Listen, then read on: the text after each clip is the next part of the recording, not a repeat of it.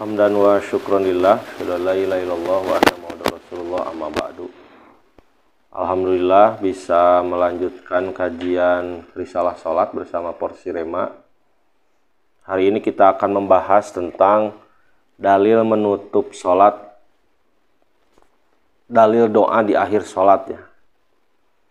Pada Risalah Salat edisi terbaru ada di halaman 120. Di antara dalil yang dikutip oleh Dewan Hisbah, yang pertama riwayat Muslim dan lain sebagainya. Qala Nabi sallallahu alaihi wasallam, Nabi sallallahu alaihi wasallam bersabda, "Idza farago ahadukum," apabila salah seorang dari kalian farago itu beres, usai, minat tasyahudil akhiri, dari tasyahud akhir, fal yata'awaz billahi min arba'in min adzabi jahannama wa min adzabil qabri wa min fitnatil mahya wal mamati wa min syarril masihid dajjal. Apabila salah seorang dari kamu selesai tasyahud akhir, hendaklah berlindung kepada Allah dari 4 perkara.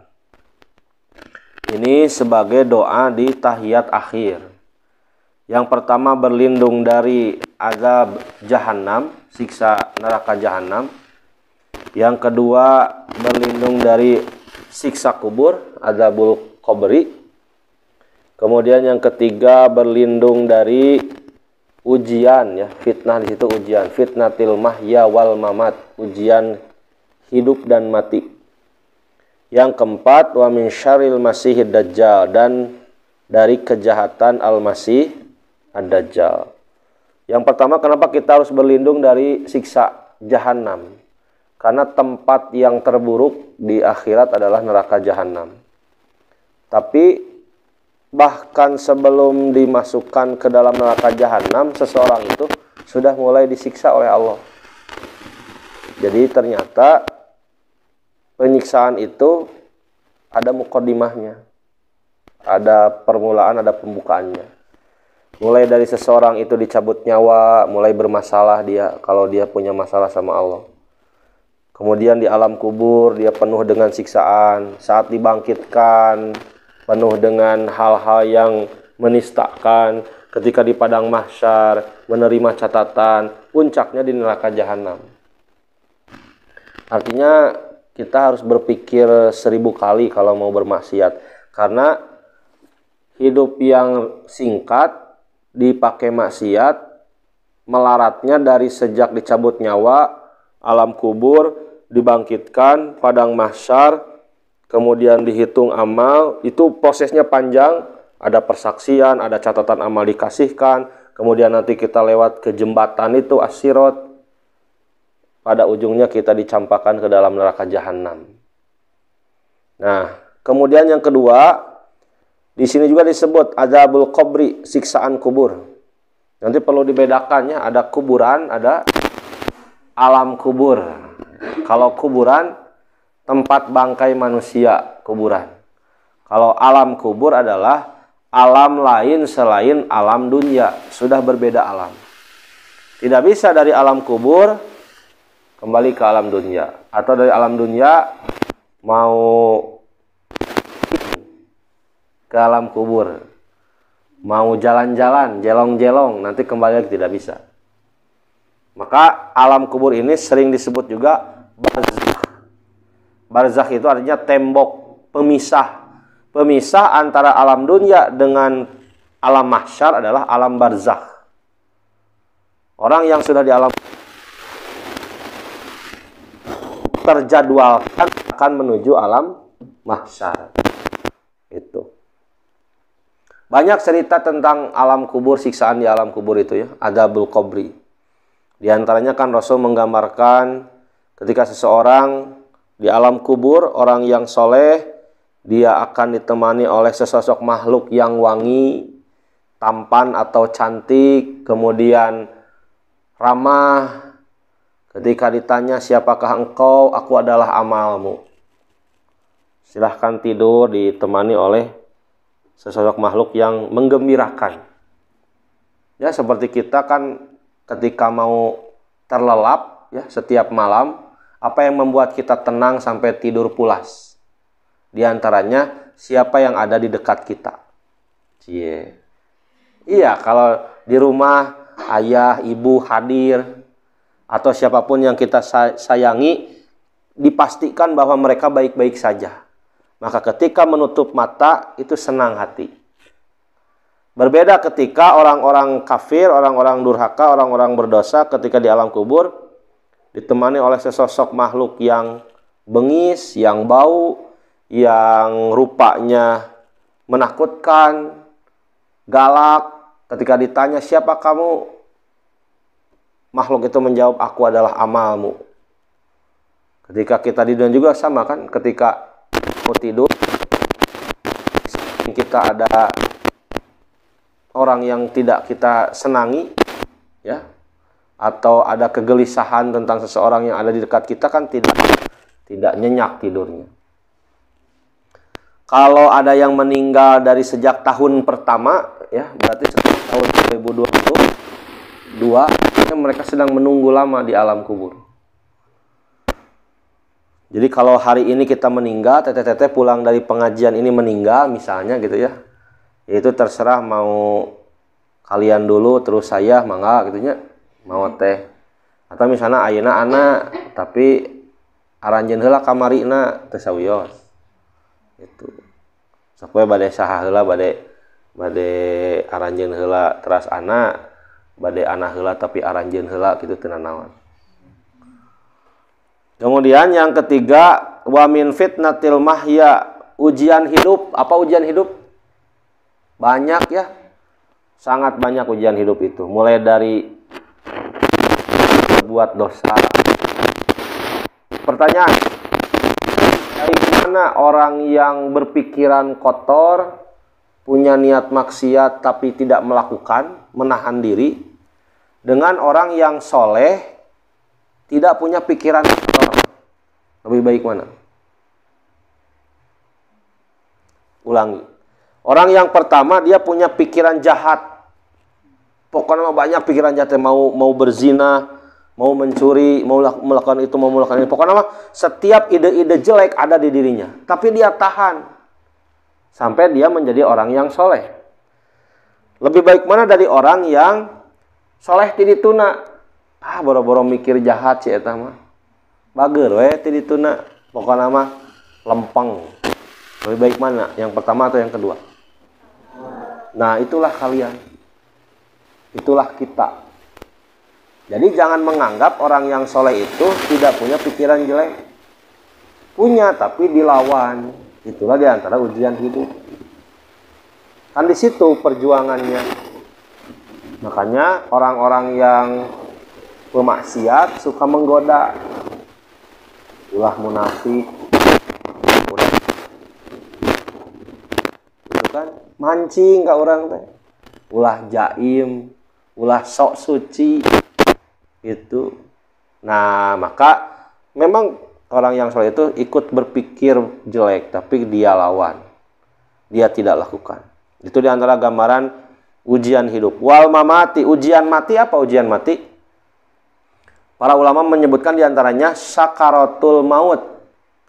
Ketika dicabut nyawa itu bagaikan pedang yang penuh dengan duri dicabut dari badan kita. Dicabut nyawa itu kata Nabi, andaikan tidak dipegang oleh para malaikat, orang yang dicabut nyawa itu, engkau akan melihat seorang yang meninggal itu seperti hewan yang disembelih. Jadi lamun cek orang Sunda naon gugurubugan. Karena sakitnya dicabut nyawa. Kemudian Masih Dajjal dan dari kejahatan Al-Masih Ad-Dajjal. Jangan pernah bermimpi, bercita-cita, berkhayal ingin. Jangan. Karena orang yang bertemu dengan Dajjal adalah orang yang akan mendapatkan kejelekan. Karena Rasul menggambarkan Dajjal ini ketika kita bertemu dengannya, mampu mempengaruhi. Orang yang bertemu dengan Dajjal itu tiba-tiba siap mengikuti Dajjal dan menjadi bala tentara Dajjal. Jadi kan digambarkan sampai terpikat ya orang-orang itu saat bertemu dengan Dajjal.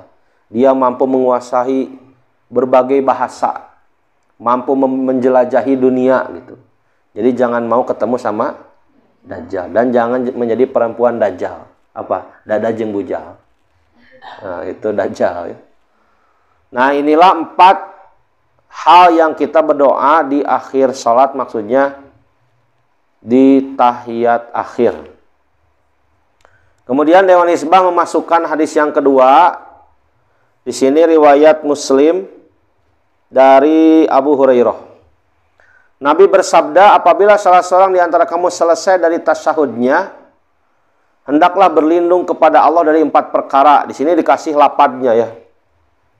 Allahumma inni a'udzubika min adzabi jahannama wa min adzabil qabri wa min fitnatil mahya wal mamati wa min syarri fitnatil masihid dajjal. Dajjal berarti orang yang banyak menipu, banyak berbohong, banyak membaguskan yang buruk atau menggambarkan sesuatu yang tidak baik dengan gambaran yang memikat hati. Sebagian ulama muhaqqiqin berpendapat bahwa yang dimaksud dengan Dajjal di sini adalah kaum perusak dan pengacau kebenaran, bukan pribadi tertentu. Ini pendapat para ulama. Memang hadis tentang Dajjal itu banyak sekali. Sampai kepada kesimpulan Dajjal itu ada Dajjal kecil, ada Dajjal besar. Dajjal kecil itu apa? Di antaranya para manusia-manusia yang mengaku sebagai nabi. Nanti Dajjal besarnya siapa? Dajjal besarnya itu Al-Masih Ad-Dajjal yang akan diperangi oleh Nabi. Jadi dalam keyakinan kita belum diangkat ke langit kan? Karena 3 kumaha rupa Nabi Isa-nya sampai ke beribu-ribu tahun. Nah, jadi aki-aki atau tetap ganteng. Nah, itu bagian dari ketauhidan, akidah yang kemudian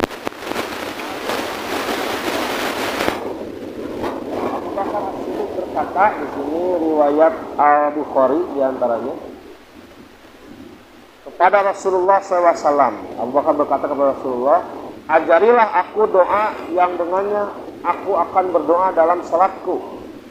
Maka Nabi bersabda, ucapkanlah, Allahumma inni dalamtu nafsi zulman katsiran wa la yaghfirud dunuba illa anta faghfirli maghfiratan min indika warhamni innaka antal ghafurur rahim. Apa?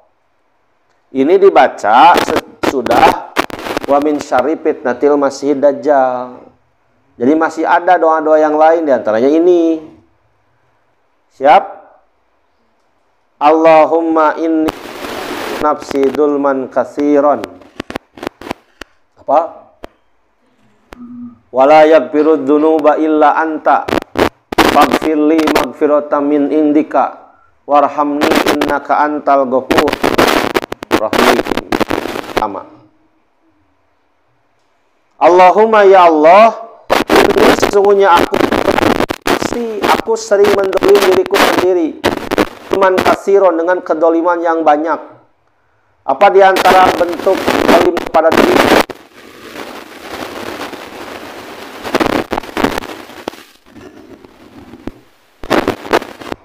Wala yaghfiru dzunuba illa anta, tidak ada yang bisa mengampuni dosa kecuali engkau. Kalau kita yakin bahwa tidak ada yang mengampuni dosa kecuali, kenapa kita harus menunggu pujian orang lain untuk berbuat baik?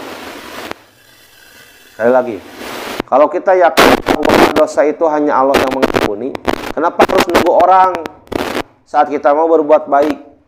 Dan kenapa harus menjadi berat hati ketika perbuatan keburukan itu Tidak ada yang menemani.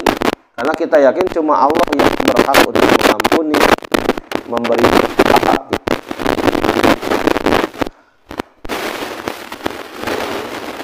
Aku magfiratan min indika, ampunan darimu ya Allah. Warhamni, sayangilah aku.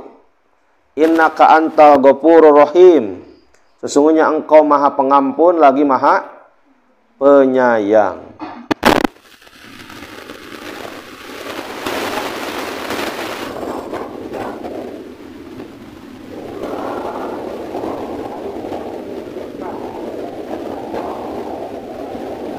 Dan tidak dijelaskan tempatnya. Menyatakan mudah-mudahan yang utama dari dua atau pada setelah tasyahud, sebab beliau memerintahkan pada tempat itu. Al-Bukhari mengisyaratkan tempatnya dan menempatkan hadis ini pada bab doa sebelum salam, ya. Kalau Ibnu Daqiq Al-Id ada dua, bisa dalam sujud, bisa dalam tasyahud akhir. Kalau Al-Bukhari berisyarat ini doa sebelum salam, berarti beres Masihid Dajjal yang tadi. Jadi kalau di niyah ula, doanya Masihid Dajjal salam. Kalau porsi rema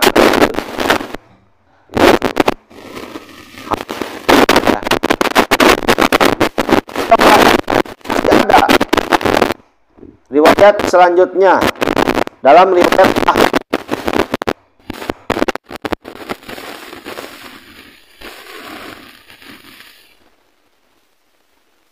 ada nama orang Sanamina kok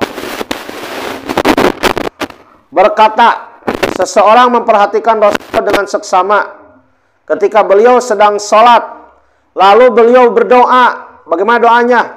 Allahumma gfirli bi wa wasi'li fi dari wa barik li fi ma razaqtani. Allahumma Allah dari telah mah RSSSSSSS, rumah sangat sederhana sekali, sisi solokan sempit, tapi memohon diluaskan oleh Allah. Nabi kan tempat tidur Nabi sama Aisyah, terus ada tempat buat sholat. Saking sempitnya, kalau Nabi sedang sholat, Aisyah teh ada di depan.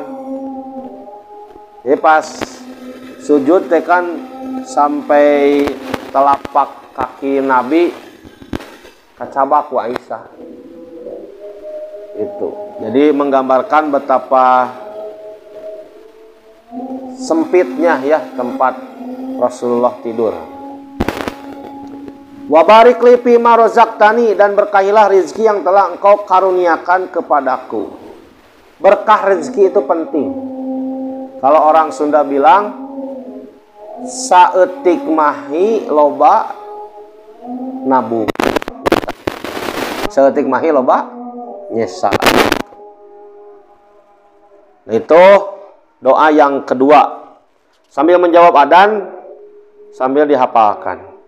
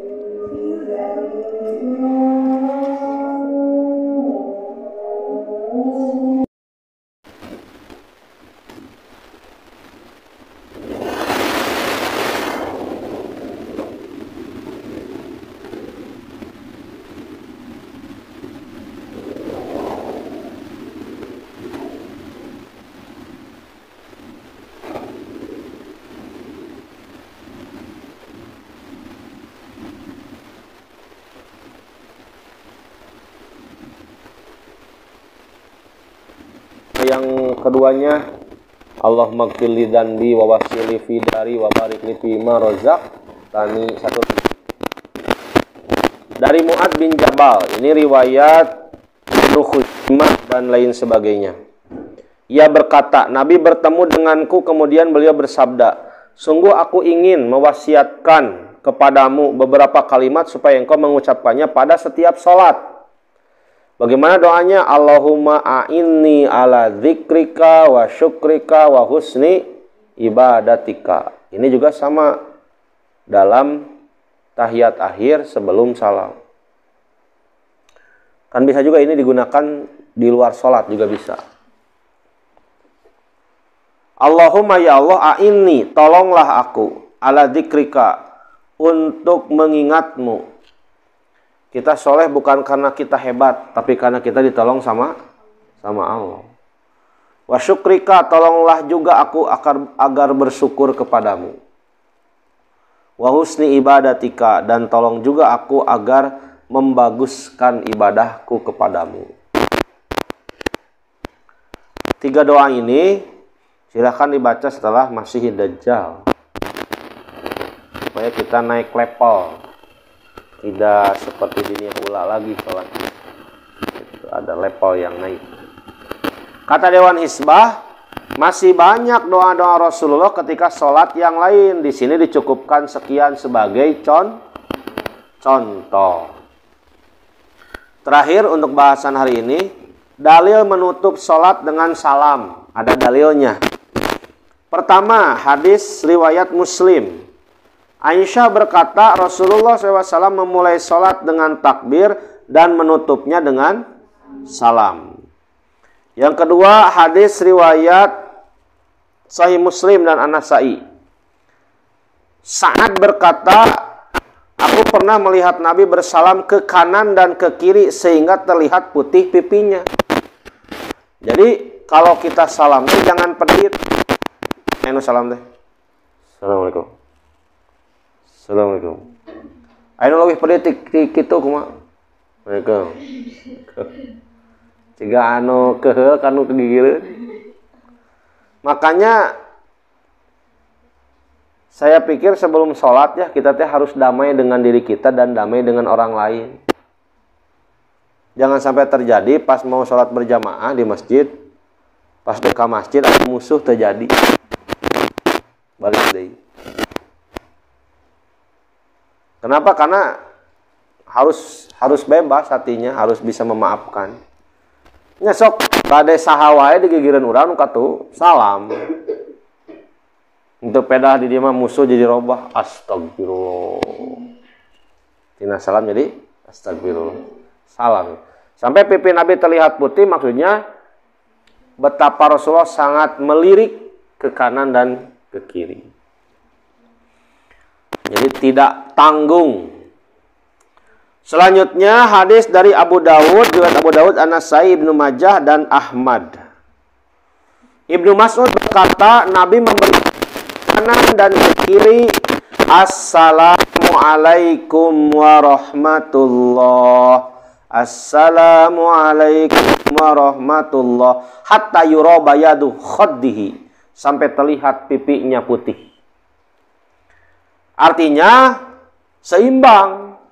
Kalau ke kanan Assalamualaikum warahmatullah, ke kiri juga sama. Assalamualaikum warahmatullah. Tapi ada ulama yang berpendapat yang wajib mah ke kanan saja, kiri sunat. Makanya ada yang begini, Assalamualaikum warahmatullah. Assalamualaikum. Jadi laun pas kenca. Eta karunya anu teu apaleun imam makmum. Assalamualaikum warahmatullahi wabarakatuh. Nah, teh hiji deui. Kieu tuluy. Ya. Makanya secara pokok intinya kanan kiri sama. Kumaha lamun kieu pas salam ka katuhu. Assalamualaikum warahmatullahi wabarakatuh. Tut mata. Salatna sah teu? Kenapa? Can beres kencana sabelah deui. Kemudian hadis selanjutnya Sunan An-Nasa'i. Jabir bin Samurah berkata, apabila sholat di belakang Nabi, kami mengucapkan Assalamualaikum, Assalamualaikum. Wasi bin Hibban meminta kepada Ibnu Umar, beritahukanlah kepadaku tentang sholat Rasulullah. Ibnu Umar menerangkan, Assalamualaikum warahmatullah ke kanan, Assalamualaikum ke kiri.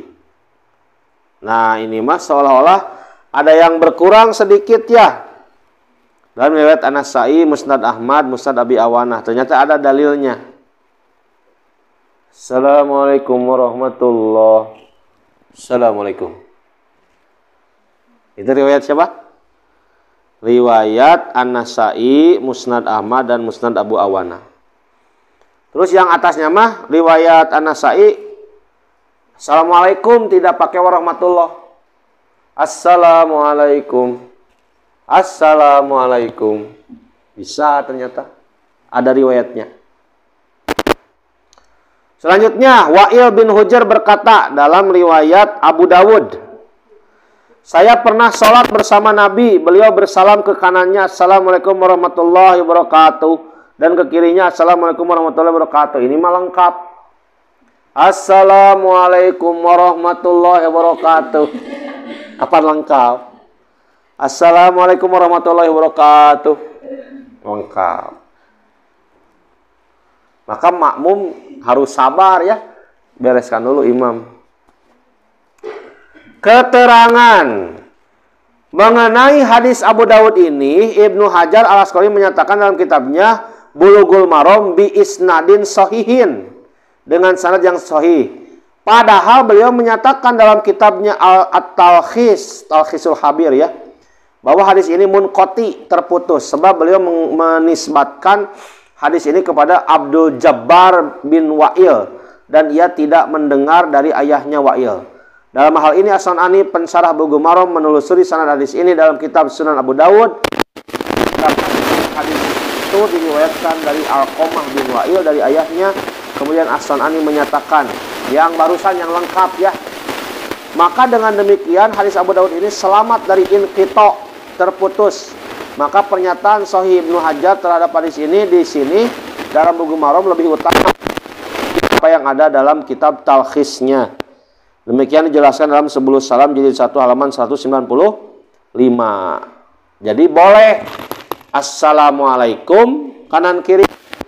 Boleh Assalamualaikum warahmatullah kanan kiri. Kedua tah. Engkatilu boleh Assalamualaikum warahmatullah kanan. Assalamualaikum kiri. Boleh kanan kiri lengkap.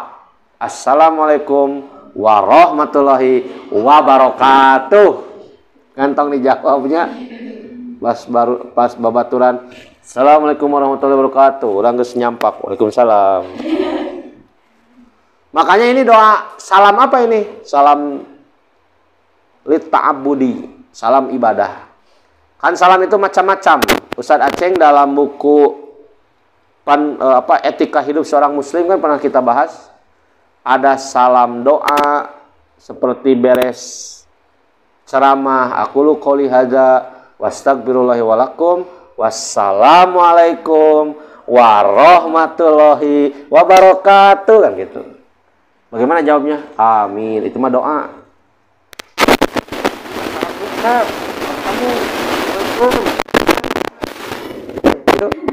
Waalaikumsalam. Ada salam li ta'abbud ibadah. Seperti ini pas sholat jangan dijawab. Ketika sebelum khutbah bagi laki-laki berdiri dulu assalamualaikum, duduk lalu adzan, jawab. Penjelasan salam berdasarkan keterangan-keterangan tersebut dapat ditarik kesimpulan bahwa cara salam Rasulullah ketika menutup sholatnya bermacam-macam ya. Kadang beliau mengucapkan assalamualaikum, kadang diteruskan dengan warahmatullah, dan kadang pula sampai wabarakatuh. Silahkan mau pakai yang mana. Demikian tentang dalil doa di akhir sholat dan dalil doa-doa dalam sholat, dalil menutup sholat dengan salam. Insya Allah pada kesempatan selanjutnya kita akan membahas satu bab ya nanti mah. Urang bereskeun langsung mudah-mudahan ya. Tentang sholat berjamaah. Ini tidak waka dibahas sekarang. Mudah-mudahan nanti pertemuan selanjutnya para pemudanya hadir. Karena ini lebih penting bagi para pemuda. Tapi pemuda juga harus berjamaah di rumah. Sama siapa? Sama bibi, sama teteh, sama adik perempuan. Terima kasih. Maaf, aku qouli hadza wa astaghfirullahi wa lakum. Assalamualaikum warahmatullahi wabarakatuh.